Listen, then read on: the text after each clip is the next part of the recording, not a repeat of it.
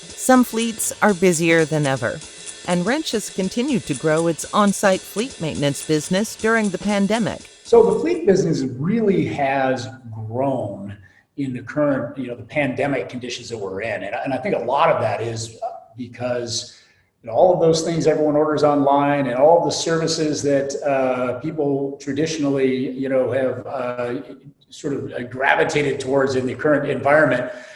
Those things have to be delivered. The services have to get there. And the way that people have been managing their fleets has also changed. A lot of the shops have been closed, or people are not comfortable going to a shop and dropping a vehicle off.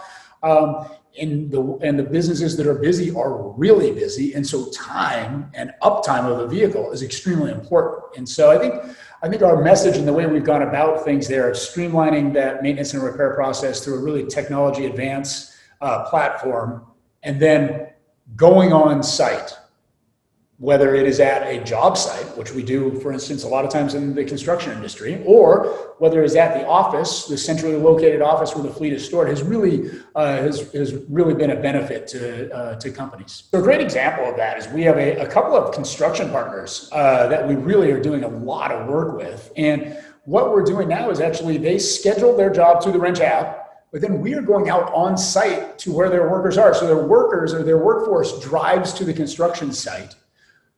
A Wrench technician shows up there, and while they are at work, we are actually there simultaneously performing their preventative maintenance on their vehicles. It eliminates their downtime of their vehicles.